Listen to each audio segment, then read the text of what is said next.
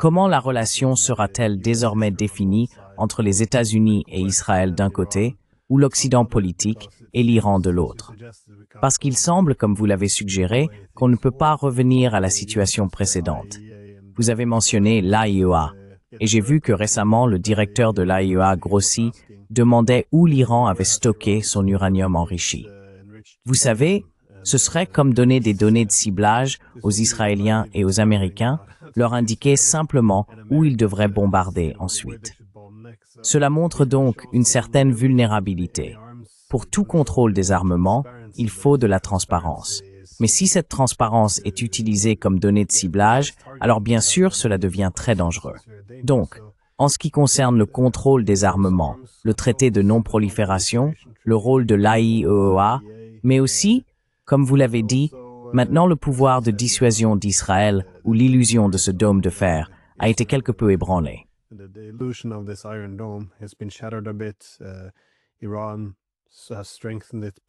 L'Iran a renforcé sa position. Il semble être sorti de cette situation. Je ne dis pas que l'Iran n'a pas subi de lourdes pertes et de nombreux coups, mais il en ressort aussi, d'une certaine manière, renforcé. Alors, qu'est-ce que cela signifie pour la relation? De plus, vous avez dit que puisque les Américains affirment que les installations nucléaires ont été complètement détruites, ils n'ont plus aucune raison d'attaquer.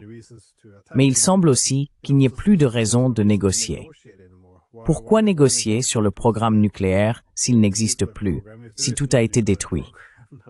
Que signifie donc tout cela? Je sais que c'est une question très vaste, mais comment voyez-vous les semaines et les mois, voire les années à venir?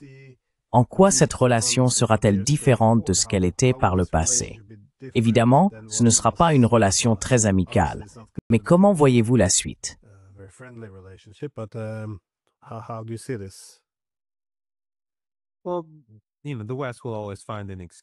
Eh bien, vous savez, l'Occident trouvera toujours une excuse.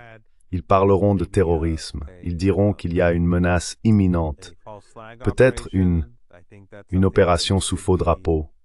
Je pense que c'est quelque chose auquel nous devrions toujours penser. Quelque part, il se passera quelque chose, et ensuite ils accuseront l'Iran et lanceront une nouvelle frappe ou quelque chose du genre. Les droits de l'homme, l'Occident trouvera toujours un prétexte, et les médias occidentaux s'en empareront. Peu importe qu'il s'agisse du Washington Post ou de Fox News, ils sont tous pareils sur ce genre de sujet. Ils se disputent pour savoir combien de genres il existe, ou si des hommes peuvent affronter des femmes sur un ring de boxe ou ce genre de choses.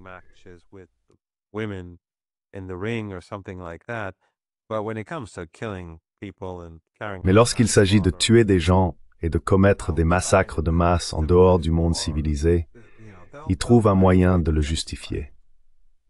Mais je pense qu'un autre point important s'est produit, et c'est quelque chose que j'ai brièvement évoqué, c'est la façon dont le reste du monde regarde cette situation. Vous avez vu par exemple la déclaration russe à l'AIEA disant que l'Iran a raison. Vous espionnez en gros l'Iran. Vous fournissez des renseignements. Pourquoi l'Iran devrait-il coopérer avec vous? C'est nouveau. C'est important. Et je pense que vous allez voir la Russie, la Chine et d'autres s'éloigner encore davantage de l'Occident et se rapprocher.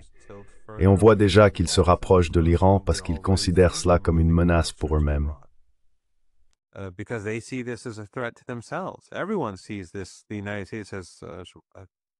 Tout le monde le voit. Les États-Unis sont de plus en plus devenus un État voyou. Ils l'ont toujours été, je crois que Chomsky les a qualifiés ainsi il y a plusieurs décennies, mais ils sont allés bien plus loin qu'auparavant. Et je pense que ça joue beaucoup en faveur de l'Iran. Cela accélère le processus vers un monde multipolaire.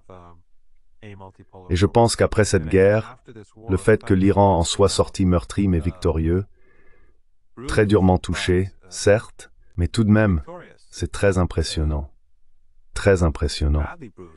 Cela a été très douloureux, mais il est aussi très impressionnant de voir autant de hauts commandants militaires massacrés avec leurs familles, leurs petits-enfants et leurs voisins durant les premières heures de cette guerre non provoquée et illégale dans ce blitzkrieg.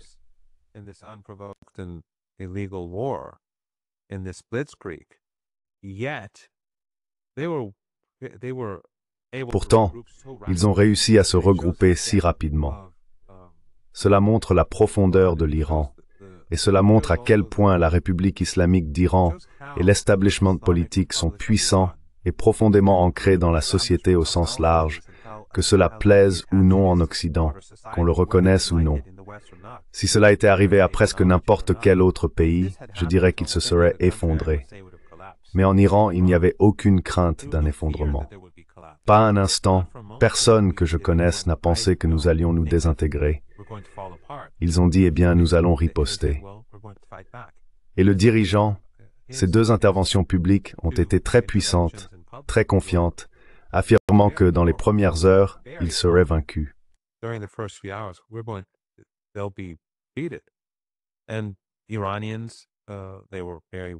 Et les Iraniens étaient très inquiets, vous savez, parce qu'ils étaient bombardés. Et les médias occidentaux, ainsi que les médias en langue persane, promus par les médias en langue persane en Occident, à Londres et ailleurs, ce ne sont que des agents de l'Empire. Ils menaient constamment une guerre psychologique contre le peuple iranien. Ce sont de véritables ennemis des Iraniens. Mais malgré tout cela, ils ont effectivement suscité de l'inquiétude et de l'angoisse chez certains, mais ils sont devenus méprisés d'une manière que je n'avais jamais vue auparavant. Je n'ai jamais vu qu'ils soient autant universellement détestés. Leurs animateurs, animatrices, leurs invités, etc. Je n'ai jamais vu une telle haine à leur égard parmi des gens qui les regardaient auparavant.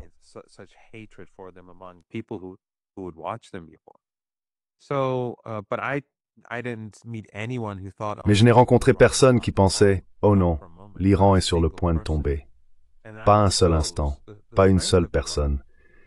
Et cela montre la force de l'Iran. Et cela montre aussi que certaines personnes devraient commencer à se demander ce qu'il en est de l'Iran. Qu'est-ce qui fait l'Iran? Vous savez, en ce moment, c'est la veille du mois de Muharram. À partir de demain, demain sera le premier jour de Muharram. C'est une période de deuil de 10 jours qui culmine avec Taswa et Ashura. Ashura est le jour où le petit-fils du prophète a été martyrisé à Karbala. Et il a dit non au despote de son époque. Il est allé et il a dit non à l'humiliation, et il s'est battu pour les déshérités, les opprimés et les marginalisés.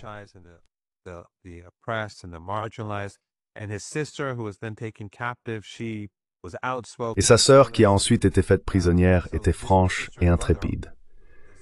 Ainsi, cette sœur et ce frère, Zainab et l'imam Hussein, font vraiment partie intégrante de la culture iranienne et aussi de la culture politique iranienne. Quiconque a déjà visité l'Iran pendant l'Ashura, qui a lieu dans 10 jours, comprendrait à quel point cela est profondément ancré dans la culture iranienne, et bien sûr aussi au Liban et ailleurs. C'est quelque chose que l'Occident ne comprend pas. Même les Iraniens les plus laïcs, quand c'est l'Ashura, ils sont différents. L'Ashura est quelque chose de très spécial en Iran. Et donc je pense que c'est un élément clé de la résilience de l'Iran. Un élément clé de la résilience de l'Iran.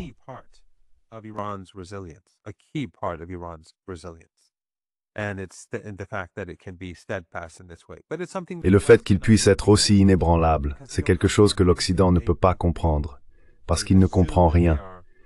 Ils partent du principe qu'ils sont exceptionnels. Ils partent du principe qu'ils sont destinés à la victoire, et que tous les autres ne sont qu'inférieurs, incapables et incompétents. Juste des régimes, comme ils disent. Et je pense que cela causera leur perte. Et c'est déjà le cas. C'est ainsi qu'ils ont aussi sous-estimé la Russie, ils sous-estiment la Chine, ils sous-estiment tout le monde, parce que tout ce qui n'est pas eux-mêmes est anormal. Et ce qui est anormal finira par s'effondrer. Ils ne semblent pas reconnaître que peut-être le plus anormal de tous, c'est en réalité l'establishment politique occidental.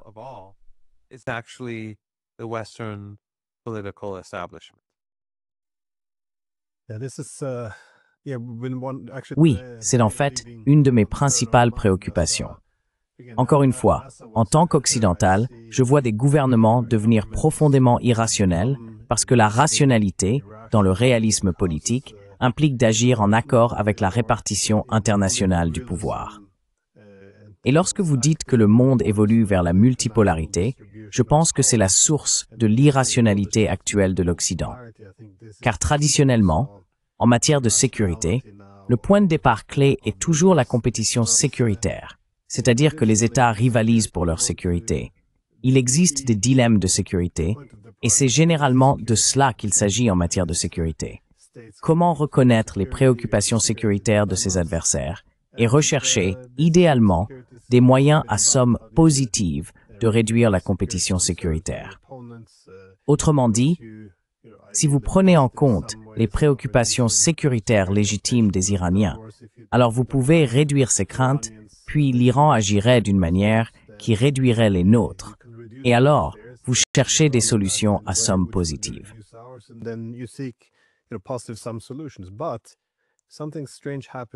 Mais quelque chose d'étrange s'est produit il y a 30 ans. Ce fut le moment unipolaire, c'est-à-dire la sécurité par l'hégémonie.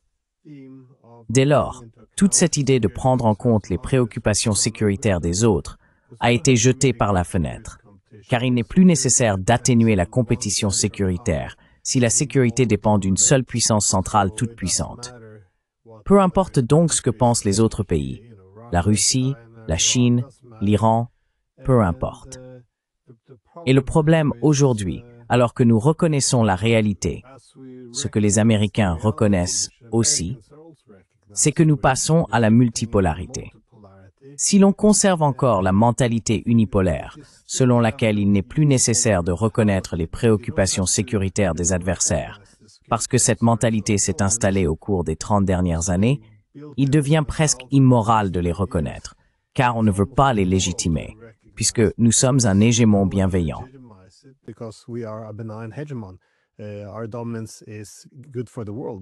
Notre domination est bénéfique pour le monde. Nous diffusons la démocratie libérale. Donc, prendre en compte les préoccupations sécuritaires des adversaires revient à légitimer ce qui ne devrait pas l'être. C'est une mentalité très étrange. Et la raison pour laquelle c'est si dangereux aujourd'hui, c'est que la répartition du pouvoir n'est plus unipolaire. Alors, que se passe-t-il si vous ne tenez pas compte des préoccupations sécuritaires de vos adversaires? Les Russes, les Chinois, les Iraniens. Eh bien, vous allez créer des conflits là où il n'y en avait pas besoin. Vous allez encourager toutes ces grandes puissances à s'aligner ensemble.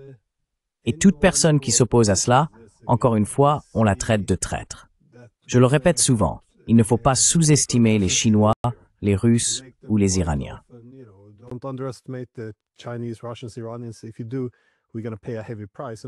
Si vous le faites, nous allons en payer le prix fort. Et puis, ils ont effectivement des préoccupations légitimes. Il n'y a pas de place dans notre discours. En fait, l'ancien président et le ministre de la Défense de la Norvège, lors d'un débat, ont dit plus ou moins « Oui, j'espère que l'Ukraine sera détruite et que l'Europe tombera sous la menace de la Russie. » Oui, parce que je suis un traître, parce que je pensais que c'était une politique très stupide que nous menons envers l'OTAN. Donc il n'y a pas de place dans notre discours pour reconnaître que peut-être nous devons changer complètement de mentalité vers un système multipolaire. Et c'est toujours, vous savez, il faut soutenir un camp ou l'autre, l'Ukraine ou la Russie, Israël ou l'Iran, et on n'a le droit de soutenir qu'un seul camp. On se retrouve donc avec une politique très simpliste et tribale.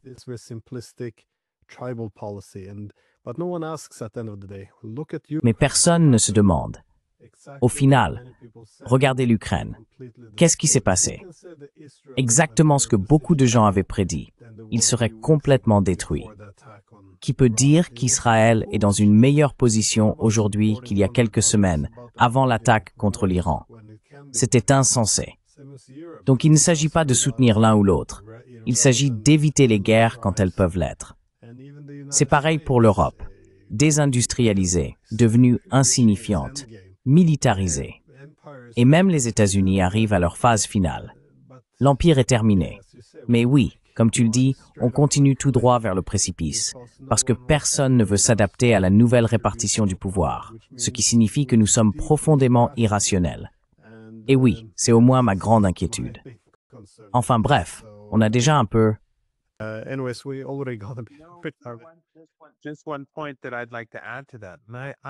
Juste un point que j'aimerais ajouter à cela. Je dis toujours, et je le répète depuis des années, qu'il y a eu deux catastrophes qui se sont abattues ou qui ont frappé les États-Unis et l'Occident au cours des 30 dernières années. La première a été l'effondrement de l'Union soviétique, ce qui à mon avis a été une catastrophe pour l'Occident. La seconde a été la défaite de Saddam Hussein, la défaite très facile, presque ridicule de Saddam Hussein au Koweït. Parce que ce qui s'est passé au Koweït a effacé le spectre du Vietnam. Et ces événements ont été presque simultanés, la chute de l'Union soviétique. On a donc assisté à la fin de l'histoire, comme l'affirmait Fukuyama à l'époque.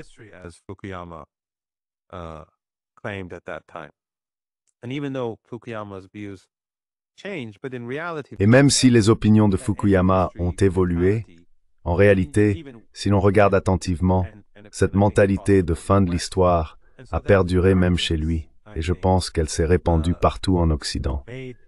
Cette arrogance, selon moi, a vraiment provoqué la chute de l'Empire occidental. On a vu tout d'abord qu'à l'intérieur, puisqu'il n'y avait plus de menaces venant de la gauche, ils ont poussé les politiques néolibérales beaucoup plus loin et beaucoup plus vite, et ainsi la classe moyenne s'est progressivement effondrée. Ensuite, comme vous l'avez justement souligné, chaque fois qu'ils voyaient un adversaire, une critique ou un opposant, ils tentaient de le détruire.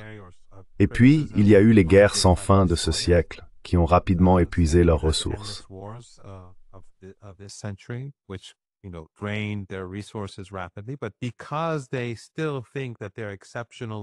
Mais parce qu'ils pensent toujours qu'ils sont exceptionnels, que c'est la fin de l'histoire, et qu'ils représentent le destin de l'humanité, et que l'avenir leur appartient, ils ne peuvent pas voir la folie de leur politique, ni la nature meurtrière de leur régime. Donc depuis qu'ils ont cru avoir atteint la fin de l'histoire, ils n'ont fait que dégringoler. Et je pense que les gens en Occident commencent de plus en plus à s'en rendre compte. Je pense que la décision prise hier par l'OTAN va en fait accélérer ce processus. Parce que tu sais, Glenn, et je ne suis pas sociologue, je me permets juste cette réflexion, mais si tu vis et grandis dans un pays appauvri, et qui continue de l'être à l'avenir, les gens diront, eh bien c'est comme ça.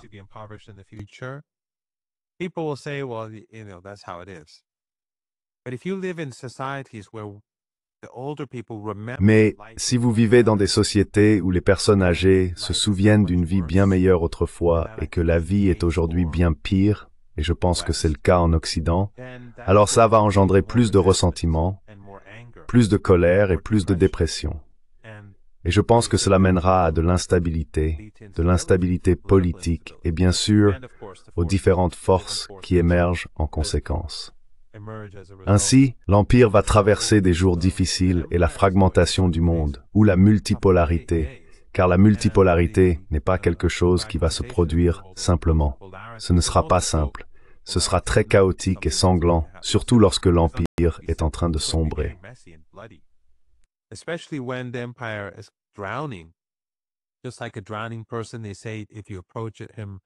Comme une personne en train de se noyer, on dit que si vous l'approchez de face pour la sauver, elle va se jeter sur vous par désespoir et vous vous noierez tous les deux.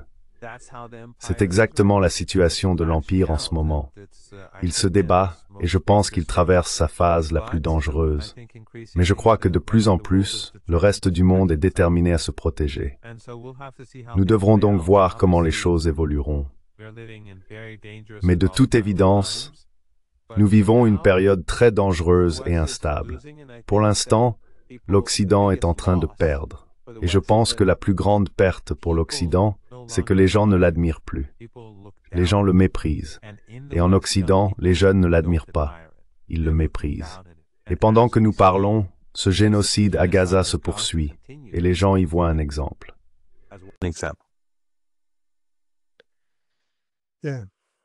Oui, encore une fois, l'une des grandes forces de l'Occident a toujours été le débat ouvert, afin de reconnaître ses faiblesses, ses défauts, pour que nous puissions changer de cap.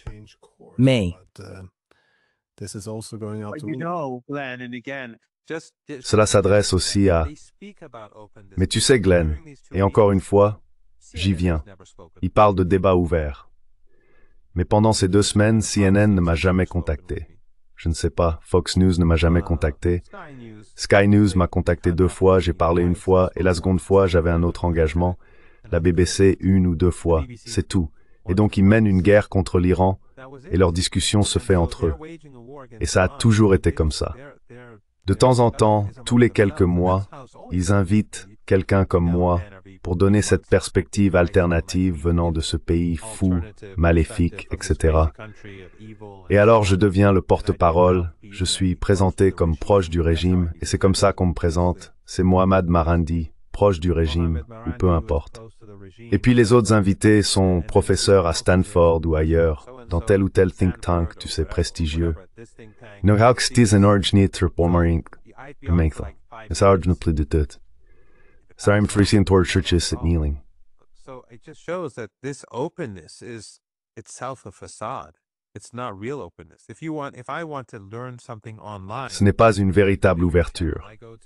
Si je veux apprendre quelque chose en ligne, je vais sur ta chaîne, je vais voir le juge Napolitano, je vais sur celle de Danny ou de Nima, ou chez nos autres amis, The Grey Zone ou Sabrina, etc. Les personnes qui sont actives et qui invitent des gens comme toi ou The Duran, et il y en a d'autres. Je ne veux oublier ou exclure personne. Mais le fait est qu'on n'obtient pas d'informations, donc c'est pas vraiment ouvert. Le débat n'est pas ouvert. Si tu ne cherches pas ces médias alternatifs, alors tu ne les entendras pas. Et les médias alternatifs sont bien sûr réprimés. Ils sont démonétisés, ils sont censurés. J'ai été supprimé de Facebook il y a des années.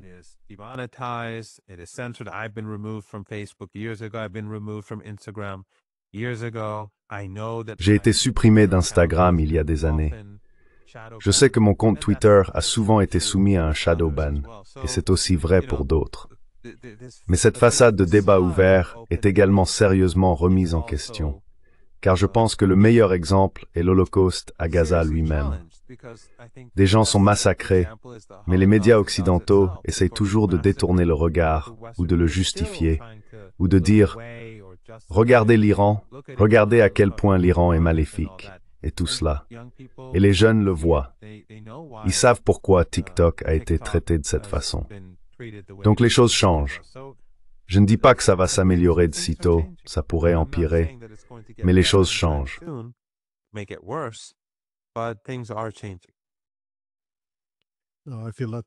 Je ressens la même chose. Bon, j'ai déjà pris trop de votre temps. Donc, professeur Marandi, comme toujours, merci beaucoup de m'avoir permis de profiter de votre expertise. C'est toujours un honneur et un plaisir, et je vous remercie de m'offrir cette opportunité. C'est toujours un plaisir d'écouter vos analyses.